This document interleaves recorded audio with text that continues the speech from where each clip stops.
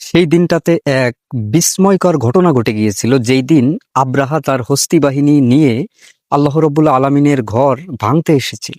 তো ঘটনাটা এমন ছিল যে সে প্রথমত এসেই কিন্তু আল্লাহর ঘরে আক্রমণ চালায়নি বা চালাতে চায়নি।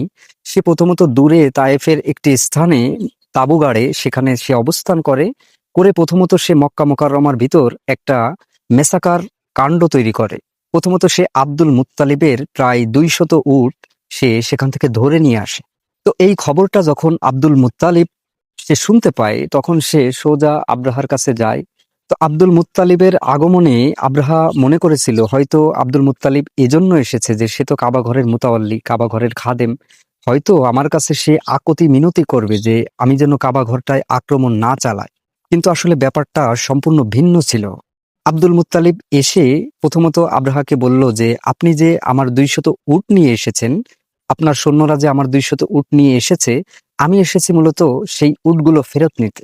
তো এই কথা শুনে আব্রাহা আশ্চর্য হয়ে বলল যে হায়রে, আমি মনে করেছিলাম আব্দুল মুত্তালিব সে তো অনেক বড় মনের একজন মানুষ, সে কাবা ঘরের মুতাল্লি, আল্লাহর ঘরের খাদেম, নিশ্চয়ই সে অনেক বড় মাপের একজন মানুষ।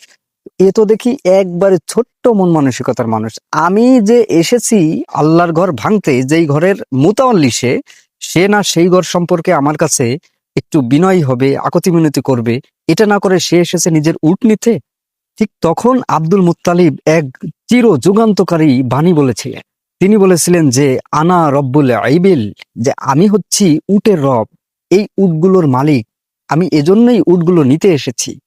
আর ওয়াইন্নালিল বাইতে রাব্বান, যে ওই যে কাবা ঘর যেটা তুমি ভাঙতে এসেছো, ওই ঘরের একজন রব রয়েছে। সায়াম নাউহু, তিনি তোমার ব্যাপারে সিদ্ধান্ত নিচ্ছেন, তিনি তোমার জন্য যথেষ্ট। এজন্য আমি হলাম উটের মালিক, উটের রব, তুমি আমার উটগুলো এনেছো, আমার উটগুলো দিয়ে দাও। ওই ঘর যে ভাঙতে এসেছো, ওই ঘর, আমি ওই ঘরের রব না, ওই ঘরের রব একজন আছেন, তিনিই তোমার সঙ্গে ব্যবস্থা নিবেন, তিনিই তোমার সঙ্গে বোঝাপড়া করবেন।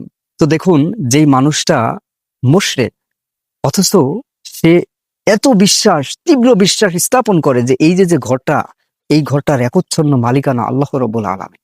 তো এই স্বাক্ষর অন্তরালে একটা জিনিস লুকায়িত, যে দেখুন, শুধু আল্লাহকে বিশ্বাস করলেই, আল্লাহর প্রতি বিশ্বাস স্থাপন রাখলেই কিন্তু একজন মানুষ মুসলিম হয়ে যায় না, একজন মানুষ মুমিন হয়ে যায় না।